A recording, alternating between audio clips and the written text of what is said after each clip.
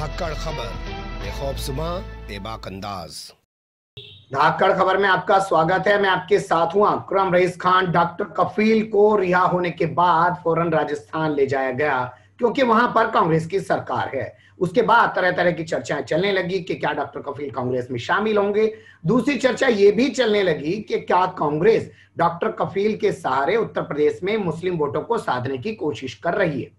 तो इसी मामले को लेकर एक आर्टिकल लिखा है वरिष्ठ पत्रकार सुहेल अंजुम साहब ने। लखनऊ के एक उर्दू के अखबार में वो आर्टिकल छपा है और उस आर्टिकल के अंदर आपके अपने चैनल धाकड़ खबर और आपके पत्रकार जो मैं यहाँ बैठ के एंकरिंग करता रहता हूँ, जिससे साबित करता रहता हूँ कि मैं भी पत्रकार हूँ, तो वो नाम हमारा भी उसमें छपा है। तो सुहेल अंजुम साहब से बात करेंगे कि कांग्रेस पर जो उन्होंने तजिया लिखा है डॉक्टर कफील खान को लेकर मुस्लिम वोटों को साधने की क्या रणनीति चल रही है, और उसमें उन्होंने धाकड़ खबर और अकरम रईस खान का जो जिक्र किया उस पर भी रोशनी डालने की कोशिश करेंगे। पहले बहुत शुक्रिया आपका सर। जी बहुत शुक्रिया आपका। मैं आपको बता दूं सुहेल अंजुम साहब वॉइस ऑफ अमेरिका रेडियो में एक लंबे अरसे से काम कर रहे हैं। उनकी खबरें वहां पे नस्र की जाती हैं। Voice of America radio BBC radio की तरह काम करता है। इसके अलावा दुनिया भर के अखबारात में इनके मज़ामीन, इनके आर्टिकल छपते रहते हैं। मैं देखता हूँ कॉन्स्टिट्यूशन क्लब या बहुत सारी जगह पे जब किताबें जो है विमोचन की जाती हैं, उनका इजरा होता है, तो उस पर तजिया भी इन्हीं के द्वारा लिखा जाता है। इनको बुलाया जाता है, ये उस किताब पे तजिया लिखते हैं, वहां पढ़ते भी हैं उन तमाम चीजों को।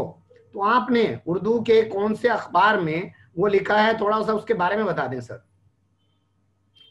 ये लखनऊ का एक रोजनामा अखबार है आग, जो बहुत पुराना अखबार है।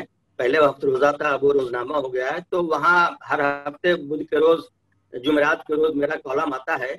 तो इस बार हमने जो लिखा तो डॉक्टर कफील खान के सिलसिले में जो सारी बातें उठ रही थी, तो उसी सिलसिले में हमने सोचा कि इस पर एक मजमून लिखा जाना चाहिए। और वो मजमून आज वहाँ रोजनामा आग में शाया हुआ है। उसमें ये जायजा लेने की कोशिश की गई है कि क्या कांग्रेस और खासतौर से उत्तर प्रदेश में मुसलमानों के वोट हासिल करने की फिर से कोई कोशिश कर रही है, या ये चाहती है कि मुसलमानों के वोट उसे हासिल कर सकें। तो इसी सिलसिले में मजमून मैंने लिखा है। आपने इंदिरा गांधी से उस मजमून में, उस आर्टिकल में शुरुआत की कि कैसे इंदिरा गांधी के जमाने से कांग्रेस जो है हिंदुत्व की तरफ चली गई थी और राजीव गांधी के जमाने में बाबरी मस्जिद के दरवाजे खोलकर वो पूरी तरीके से हिंदुत्व की तरफ चली गई। लेकिन बाद में आगे बढ़कर स्थिति इतनी खराब हुई कांग्रेस की कि वो मुसलमानों का नाम लेने से भी परहेज करने लगी। चुनाव के दौरान यहां तक कहा जाने लगा कि कांग्रेस मुसलमानों की पार्टी नहीं है। इन तमाम चीजों का जिक्र करते हुए आप खाका खींचते हैं और फिर आते हैं डॉक्टर कफील पे, और वहां आप कहते हैं कि प्रियंका गांधी डॉक्टर कफील के जरिए मुस्लिम वोटों को साधने की कोशिश कर रही है। तो ये कैसे आप इंदिरा गांधी से डॉक्टर कफील और प्रियंका गांधी तक आते हैं? असल में कांग्रेस एक ऐसी पार्टी रही है, आप जानते हैं 135 साल पुरानी पार्टी है, और सेकुलरिज्म जो है इसकी बुनियादी रूह रही है। सेकुलरिज्म की बुनियाद पर ही ये पार्टी चली है, और इसके जितने भी पुराने रहनुमा रहे हैं वो सब सेकुलरिज्म पर ही यकीन और एतमाद रखते रहे हैं। अब भी जबकि मुल्क के हालात बहुत ज्यादा बदल गए हैं, अब भी यही एक ऐसी पार्टी है कांग्रेस पार्टी जो सेकुलरिज्म पर सबसे ज्यादा यकीन रखती है। लेकिन पिछले दिनों कुछ अर्शों पहले जब ये सूरत हाल बदली कि क्या वाकई सेकुलरिज्म की बुनियाद पर ही कांग्रेस मुस्तकिल हुकूमत में रहेगी, इक़्तिदार में रहेगी, तो उस वक्त इंदिरा गांधी जब वो वज़ीर आज़म थी तो उन्होंने सोचा कि एक नर्म हिंदुत्व का सहारा लेना चाहिए, क्योंकि धीरे धीरे वो हिंदुत्व नवाज पार्टियां या हिंदुत्व नवाज अनासिर उभरने लगे थे। तो उन्होंने एक नर्म हिंदुत्व का सहारा लिया, जैसा कि सियासी तजियाकारों का ख्याल है, और उसकी बुनियाद पर वो हिंदू वोटों को साधने या उनको अपनी तरफ लाने की कोशिश में मसरूफ हो गई। हालांकि पहले भी हिंदू वोट उनकी तरफ थे, लेकिन एक तबका ऐसा था जो धीरे धीरे बरगश्ता और हद तक कांग्रेस से, तो इसलिए उन्होंने पार्टी में एक नर्म हिंदुत्व की पॉलिसी दाखिल की, जिसको धीरे धीरे रफ्ता रफ्ता सियासी हालात के पेश नजर कबूलियत हासिल होती गई। सोनिया गांधी जब पार्टी, उससे पहले जब राजीव गांधी वजीर आजम थे, तो उन्होंने अयोध्या में 1989 में अपनी इंतखाबी मुहिम का आगाज किया था, और उन्होंने वहां जो तकरीर की थी उसमें कहा था कि राम राज्य आ जाएगा। तो अगर हम देखें तो आजादी के बाद से लेकर के बाबरी मस्जिद के इन्हदाम तक तमाम तमाम जितने वाकयात बाबरी मस्जिद के ताल्लुक से हुए कांग्रेस के जमाने में हुए, शीला पूजन कांग्रेस के जमाने में हुआ, बाबरी मस्जिद में मूर्ति कांग्रेस के जमाने में रखी गई, ताला बाबरी मस्जिद में कांग्रेस के जमाने में लगा, कांग्रेस के जमाने ही में खुला, और फिर उसके बाद सूरत हाल यहाँ तक पहुंची कि दिसंबर 1992 में बाबरी मस्जिद का इन्हदाम हो गया, उसको शहीद कर दिया गया। उस वक्त भी कांग्रेस ही की हुकूमत थी, नरसिम्हा राव वजीर आजम थे, और जब तक बाबरी मस्जिद गिर नहीं गई तब तक नरसिम्हा राव पूजा करते रहे। तो इस सूरत हाल ने मुसलमानों को बहुत ज्यादा बरगश्ता कर दिया कांग्रेस पार्टी से, जबकि मुसलमान उसके एक तरह से रिवायती वोट बैंक रहे हैं। तो 1992 में इस वाकया के बाद मुसलमानों ने इज्तिमाई तौर पर कांग्रेस से अलहदगी अख्तियार कर ली, और उस वक्त से लेकर के आज तक कांग्रेस पूरी कोशिश करती आई है कि किसी तरह से मुसलमानों को एक बार फिर अपने खेमे में या अपने हलके में जगह दे, या उनको अपने यहाँ बुलाए और मुसलमान जो कांग्रेस से गलतियां हुई हैं उनको माफ कर दें। इसीलिए बहुत सारे फैसले किए गए यूपीए 2 में, या यूपीए की जब हुकूमत थी मरकज में तो जस्टिस सच्चर कमेटी बनाई गई, मुसलमानों की सूरत हाल को वाज़ेह किया गया। लेकिन चूंकि बाबरी मस्जिद इन्हदाम का सानहा इतना बड़ा था कि मुसलमान उस वक्त से लेकर के आज तक कांग्रेस को माफ करने के लिए तैयार नहीं है। तो लेकिन जब सोनिया गांधी के हाथ में कांग्रेस की बागडोर आई तो एक बार फिर उस नर्म हिंदुत्व को जरा सा किनारे रख दिया गया, और एक बार फिर सेकुलरिज्म के रास्ते पे, उस रविश पे कांग्रेस पार्टी चलने लगी। लेकिन जब यूपीए की हुकूमत खत्म हो गई और बीजेपी की हुकूमत आई, तो बीजेपी पहले से भी ये कहती रही है और कांग्रेस मुखालिफ पार्टियां भी ये कहती रही हैं कि कांग्रेस जो है वो अकलियतों की मुंह भराई करती है, उनको खुश करने की कोशिश करती है, उनका अपीजमेंट करती है। तो बीजेपी पहले से इस मामले को उठाती रही है, और जब हुकूमत बीजेपी की आई तो उसके बाद फिर उसने इस मामले को उठाया। इसी दरमियान राहुल गांधी का एक बयान आया था मुसलमानों के ताल्लुक से, गालिबन उन्हीं का बयान था। उन्होंने कहा था कि कांग्रेस जो है मुसलमानों की भी पार्टी है, लेकिन बीजेपी ने इसको इस तरह से पेश किया कि कांग्रेस मुसलमानों की ही पार्टी है। इस तरह से उन्होंने कांग्रेस के खिलाफ एक मुहिम बीजेपी के हलकों की जानिब से चलाई गई, और वो उसमें बहुत हद तक कामयाब रहे। तो जैसा कि आपने भी कहा कि फिर कांग्रेस के लीडरान इस बात का एतराफ करने से गुरेज करने लगे कि कांग्रेस मुसलमानों की पार्टी है, मुसलमानों की आवाज भी नहीं उठाई जा रही थी। इसी दरमियान जब डॉक्टर कफील का ये मामला सामने आया तो हर इंसाफ पसंद तबके ने उनकी हिमायत की। हर इंसाफ पसंद शख्स ने ये कहा कि उनके साथ जुल्म हुआ है, उन्होंने कोई गलती नहीं की, उनको बिला वजह मुसलमान होने की वजह से यह कि उनको उन पर मजालिम तोड़े जा रहे हैं। इस बीच में कांग्रेस ने भी उनका साथ दिया।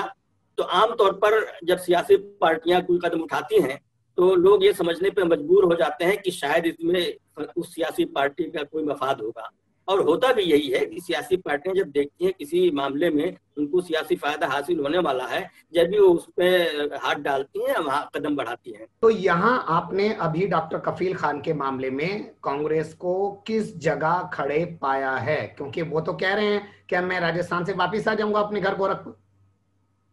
जी हाँ, जब तक आपने उनका इंटरव्यू नहीं किया था तब तक ये शुकूक शुबहात चारों तरफ थे, मुसलमानों में भी थे, सियासी पार्टियों में भी ये शुकूक शुबहात थे, ये कंफ्यूजन था, और बहुत सारे लोग ये मानने लगे थे कि डॉक्टर कफील खान कांग्रेस में शामिल हो जाएंगे।